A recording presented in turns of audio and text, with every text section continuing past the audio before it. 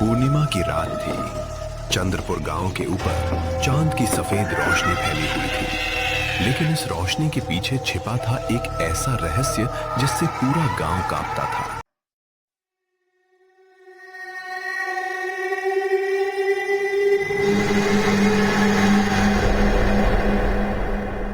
दरवाजे बंद कर लो, आज पूर्णिमा है।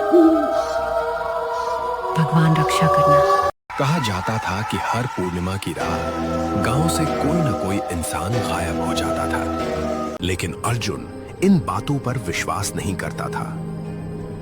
आज मैं पता लगा कर रहूंगा कि आखिर सच क्या है। वो टॉर्च लेकर अकेला जंगल की ओर बढ़ गया।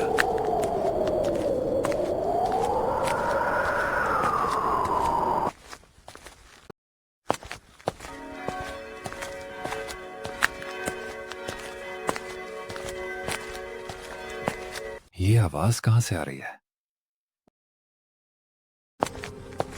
कुछ दूरी पर उसे एक प्राचीन मंदिर दिखाई दिया। इस मंदिर के बारे में तो किसी ने कभी नहीं बताया। जैसे ही अर्जुन पास पहुंचा, मंदिर का दरवाजा अपने आप खुल गया। वापस चले जाओ। कौन है वह? लेकिन वहां कोई नहीं था। अचानक जमीन कांपने लगी और मंदिर के नीचे जाने वाला एक गुप्त रास्ता खुल गया। अर्जुन सीढ़ियां उतरते हुए एक विशाल भूमिगत कक्ष में पहुंचा। हे भगवान! सैकड़ों लोग पत्थर की मूर्तियों में बदल चुके थे। तुम्हें यहाँ नहीं आना चाहिए था। तुम कौन हो? मैं उस श्राप की आखिरी गवाह हूँ जिसने इस गांव को बर्बाद कर दिया। कौन सा श्राप? 300 साल पहले राजा वीरेंद्र अमर होना चाहता था। उसने एक तांत्रिक की मदद ली। अमरता मिलेगी, लेकिन हर पूर्णिमा को एक आत्मा की बलि देनी होगी। मैं तैयार हूं। शुरुआत में अपराधियों की बलि दी गई, फिर गरीबों की, फिर निर्दोष लोगों की। पूरा राज्य डर में जीने लगा। अब बहुत हो गया। राजा और तांत्रिक को रोकना होगा। गांव वालों ने विद्रोह कर दिया। तुम सबने बड़ी भूल की है। जब तक यज्ञ की आत्माएं मुक्त नहीं होंगी, हर पूर्णिमा को लोग गायब होते रहेंगे। तो इस श्राप को खत्म कैसे किया जाए?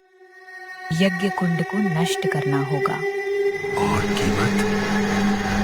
जो ऐसा करेगा उसकी आत्मा हमेशा के लिए यहाँ कैद हो जाएगी।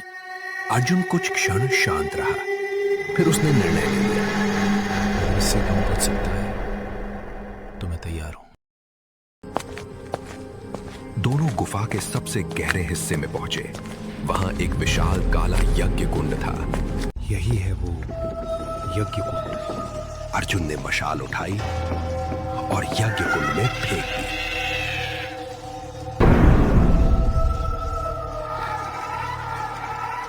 गुफा कांप उठी।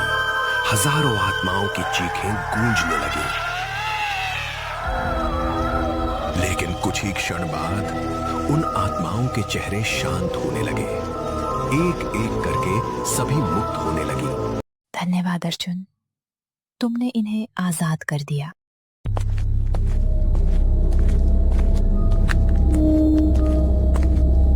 अचानक जमीन टूट गई। अर्जुन अंधेरे में गिरने लगा।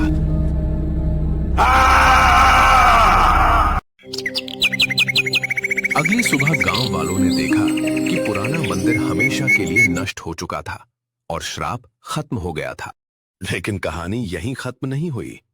अगली पूर्णिमा की रात जंगल में एक परछाई दिखाई दी। उसकी आंखें नीली चमक रही थीं। वो अर्जुन था या शायद कुछ और। आखिर अर्जुन के साथ क्या हुआ? क्या श्राप सचमुच खत्म हो गया या एक नया रहस्य जन्म ले चुका है? जानने के लिए बने रहिए अगले भाग में। Thanks you watching my video.